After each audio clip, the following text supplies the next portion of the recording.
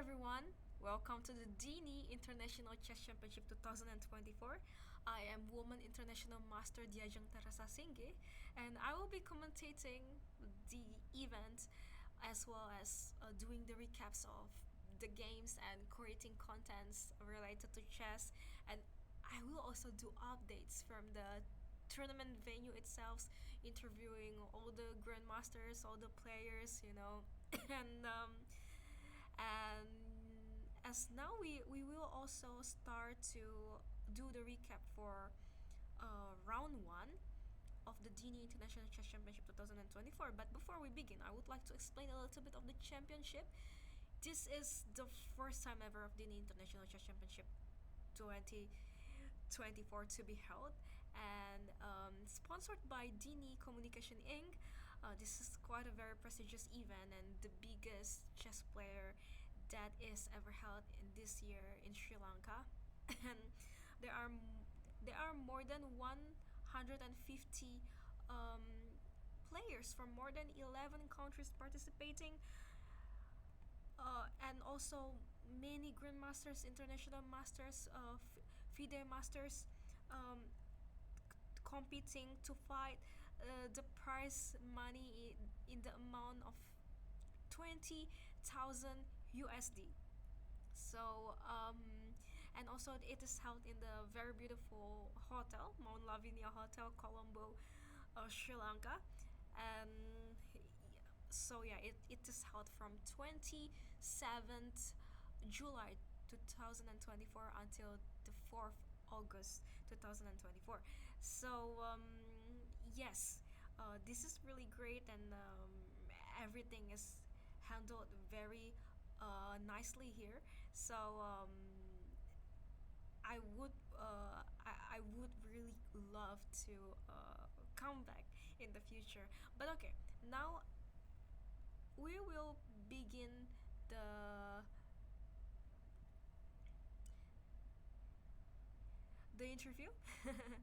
I mean the commentary, and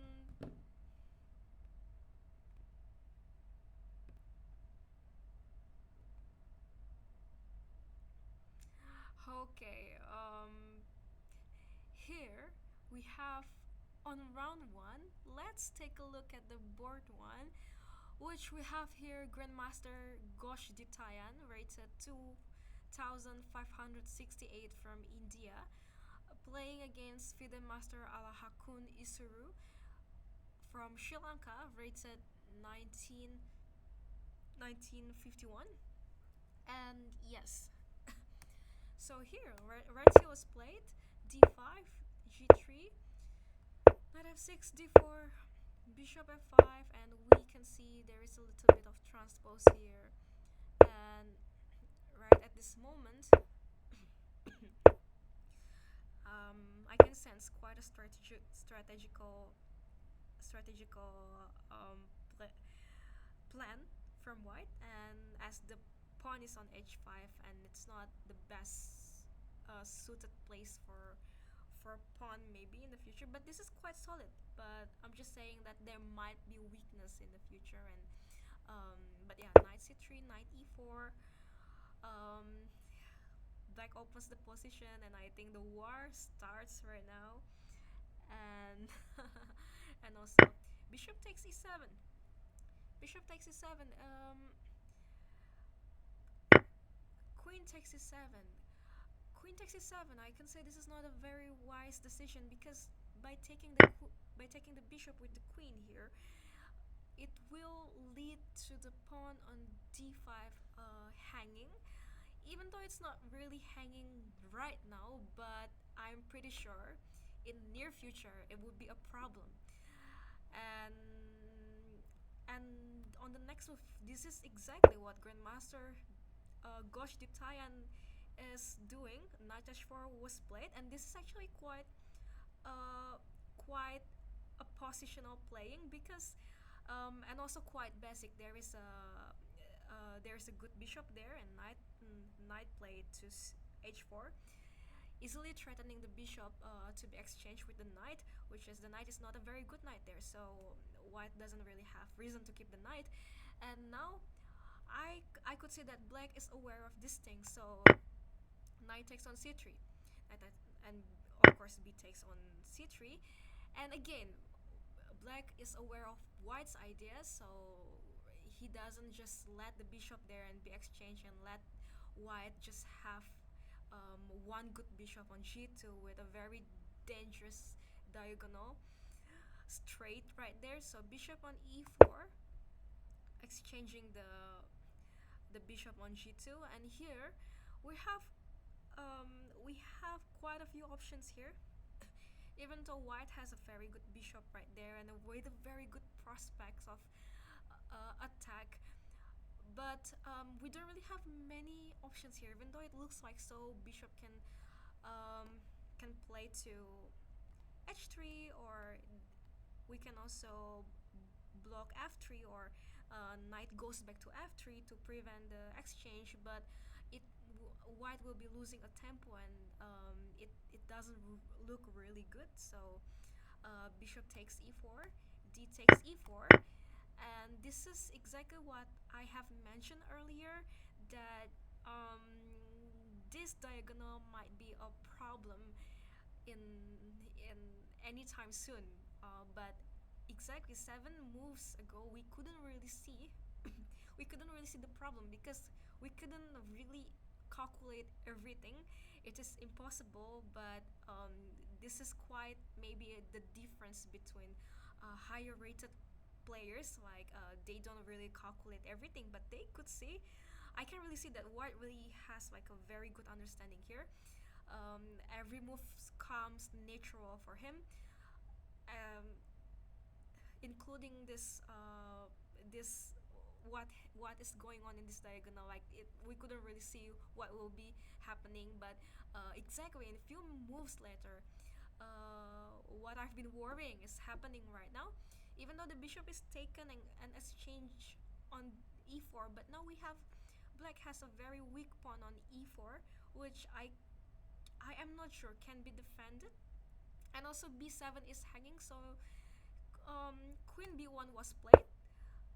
It's forking both pawn, and I think e4 cannot be defended at all. Um, there is f5, but by playing f5, there is knight g6 threat here, which is I'm sorry, which is doing this fork between the queen and the rook. So black will not play this move, and maybe it would be just wise to do long castle, just like what was played in the game, and just let the e4 pawns gone. And and yeah, queen takes e4 was played. And at this current moment, white already has a macro advantage. White is one pawn up, and um, after this f5 was played, it's threatened the queen, but I I feel this is really against um, the the the space. This is really against the principle, because I know that this is attacking the queen, but it's just for one move. Because once the queen is moving, once the queen it's not attacked anymore, queen e3 was played, knight g6 is coming, and then also pawn on d6. I mean, pawn on e6 is weak, and f4 is also coming, uh, holding this e5 and g5, a very strategical square. And also b5 is like a highway for white. It's and also d5 can be played anytime soon, to exchange the pawn, and pawn on pawn on f5 can be very weak sometime soon. And I think this is a very convenient position for white. White has plenty of idea on how to launch the attack, on how to on which side he wants to on which side he wants to push. And it's just so many ideas. And at this kind of moment, we often also little bit of confused on which idea should we take, because we know that it looks convenient. It looks very. We have plenty of ideas as white, but it doesn't end here. We should choose which ideas, and make a concrete plan on it. So, but yeah, but this is quite a simple position, I believe, and I'm pretty sure white knows what to do. Queen f6 was played. Makes sense because protecting the g6 square is obligatory. Although I think there are some other ways, but in this position, black doesn't really have um, a lot of options. Queen f6, f4, exactly what I was worrying before. By playing f4, this is already, I think, the end of the black attempt on doing counterattack, because uh, that now that the f4 is here, knight is coming to f3 and hold both of the squares on g5 and e5, and even h4 is not possible to be played because h4 square will be protected, will be defended by pawn on g3 and knight on f3. So um, even without white doing anything, black black cannot improve the position anymore. So I think after f4 was played, it's already worse for black. So rook d to g8, trying to push g5, but then knight goes to f3 exactly, holding all the squares, all the important squares such as e5, g5, h4, and also d4. And maybe later on knight will jump to e5, which is very, very, very, very strategical if knight stands there. And h4 was played. G. Okay, I thought g will take h4, but king goes to f2. Maybe white has considered that this is like the saver solution for black. I mean for white. And then hmm, knight goes to e8, which I believe, even though it's quite a dubious move, but I can understand the idea of black is knight knight will be going to f7.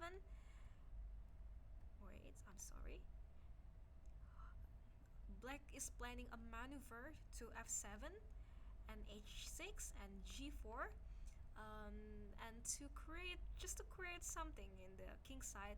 Now that the king is just a little bit exposed, but now g takes h4 was played, so uh, I think this will be the end of it. H3 is also coming, even though black has um, quite a creative maneuver here. But the moment knight arrives on h6, there will be always h3. So and also pawn on h4 now.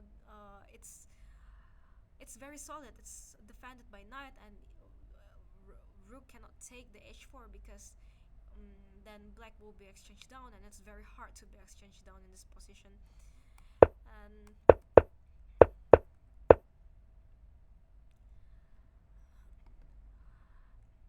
white decided to push on g files, and now the rook is going to g3 and rook g1, rook h6, defending the pawn on g6, and then rook g h8, h5, take. Now the g file is blank.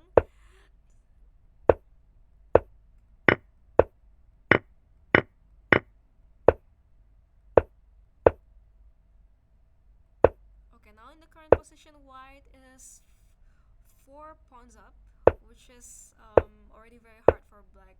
Even though, well, the king is a little bit exposed, maybe it's possible if there is some slight blunder, but no. Also, the time is still quite a lot, and it's impossible to have blunder in this uh, position and time control.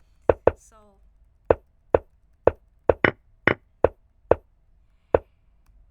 yes, so that would be the end of the game, and Black resigned.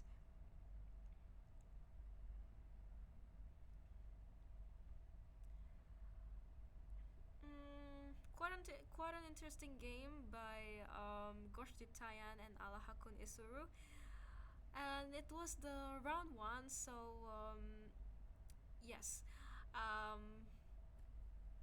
we will do more of the recaps, and maybe also I will also take like some best games of the tournament and maybe do the a separate analysis.